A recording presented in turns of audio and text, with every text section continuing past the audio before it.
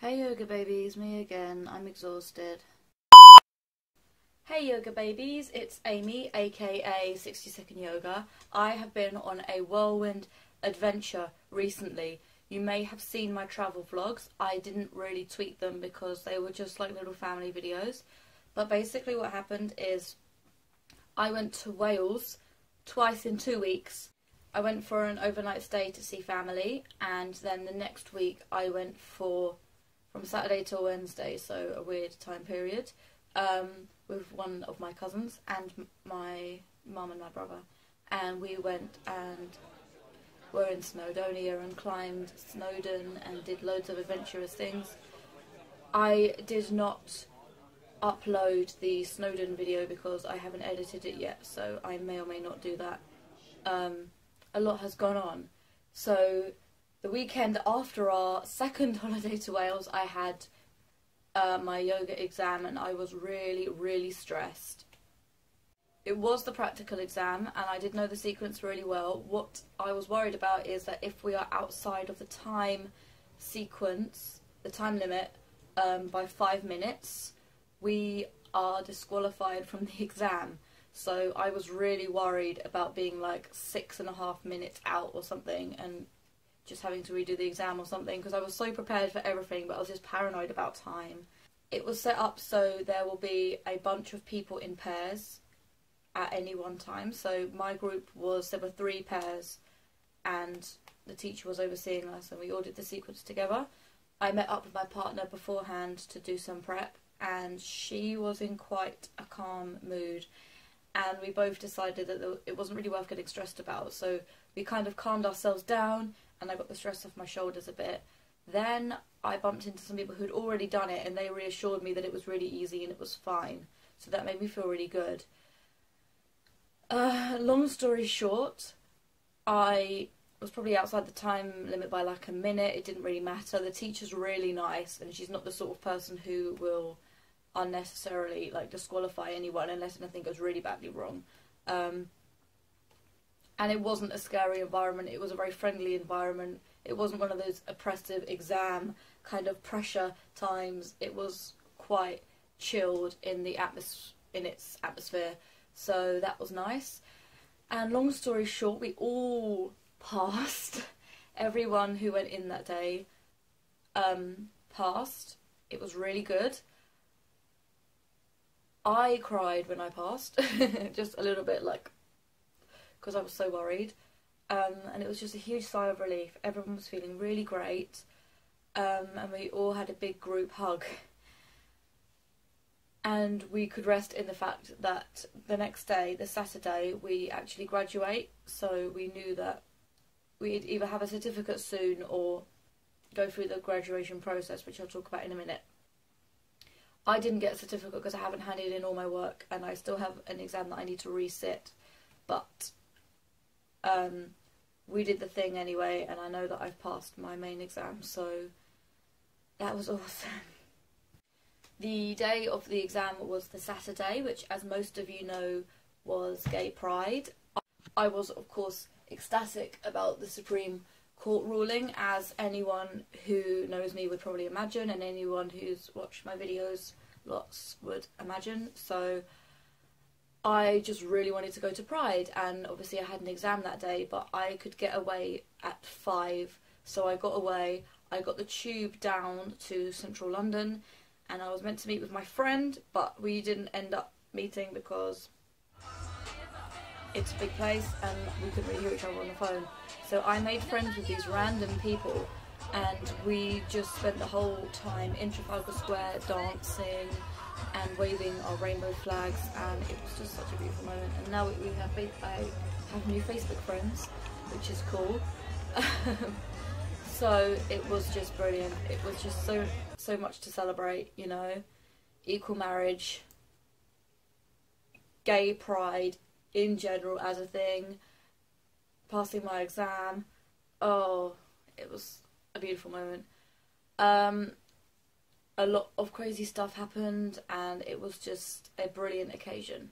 They had a big stage set up, and in the middle of Trafalgar Square, so with the lions around, and everyone was in the middle, and people came up, and like members of the LGBT community who had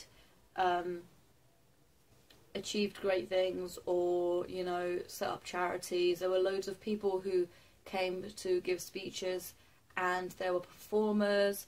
There were people singing Conchita songs and Beyonce songs, and everyone was dancing. It was really cool.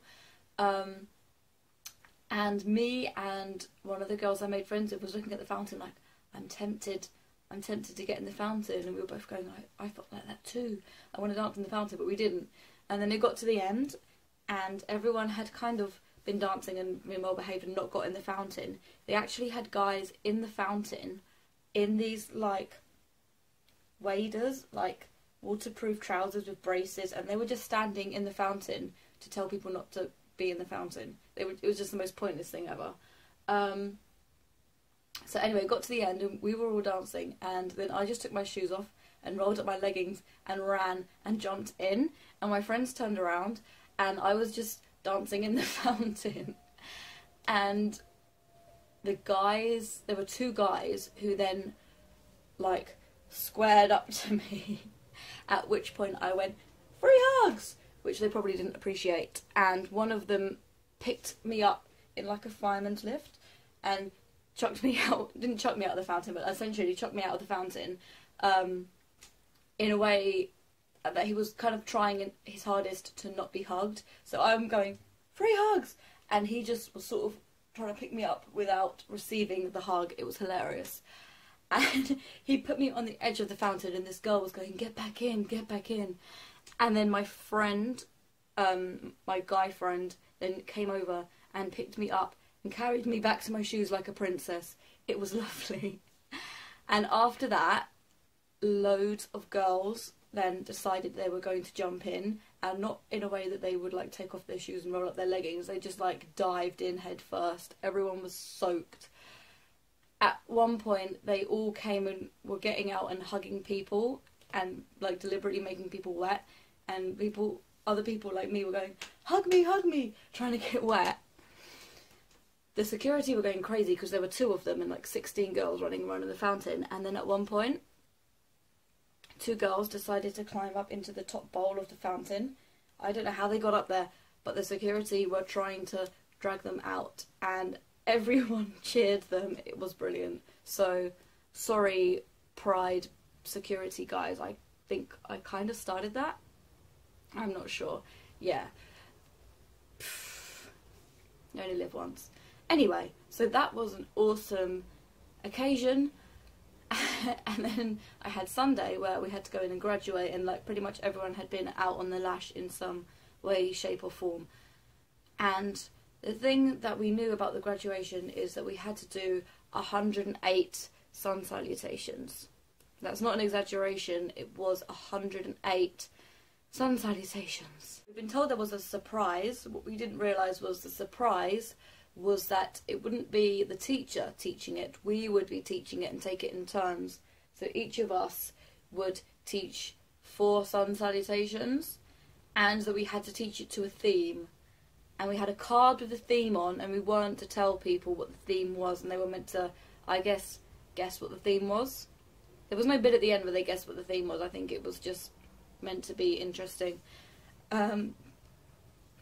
So we came in, and we'd been told we're allowed to wear wild clothes, so people are wearing wild clothes and wild wigs, and they're playing Cher music, and they made it into a bit of a disco, which was cool. And then we had to do our sun salutations and take it in turns to teach, which meant I had to teach, and that makes me nervous, ironically, but I just got to the point where I didn't care.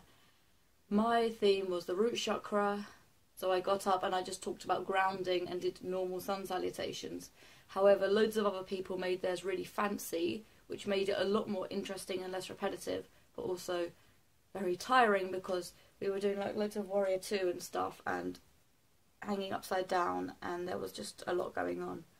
We got through that. Then we sat in a circle and we were all given our folders, and we all had to cheer each other and go, "Woo!" Like I say, some of us had our certificates. Some of us who still have work to hand in didn't have our certificates, but we all had these Yoga London vests. Look at that. That is adorable.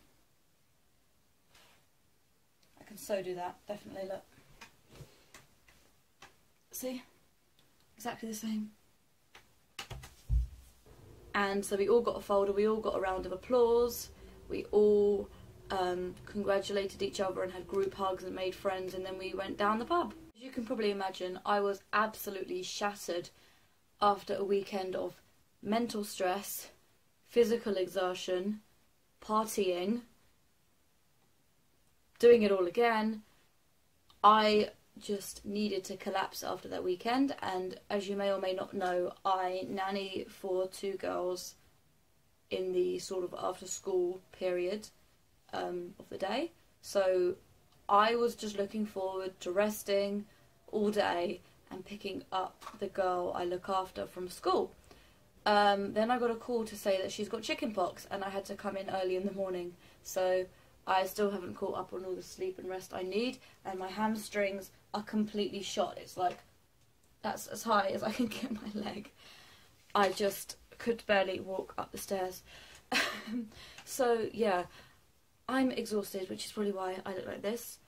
And this is a really roundabout way of saying that I have had a really good weekend, and I'm really relieved at how much I've achieved in the past year. As exhausted as I am, I know that I've come really far, and it is emotional to think about, and I will stop talking about this because otherwise I'll start to cry. But yeah, this weekend was a huge milestone. In other news, the family I nanny for might be keeping me on permanently. I was meant to be working for them temporarily, but plans might be changing and they might need me for longer, so I keep my fingers crossed that they can employ me for a longer period of time. I've got my fingers crossed for that, because that will mean that not only will I have just achieved a huge milestone and qualified as a yoga teacher, but I will have a permanent job, which would be brilliant. And because it's not too many hours, I could also be teaching, which is cool.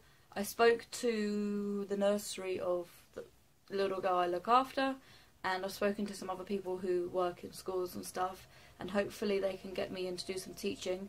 I would like to do a children's course at some point, hopefully before I start teaching, I don't know. But apparently I think you can do ones that are only for a day or 2 days.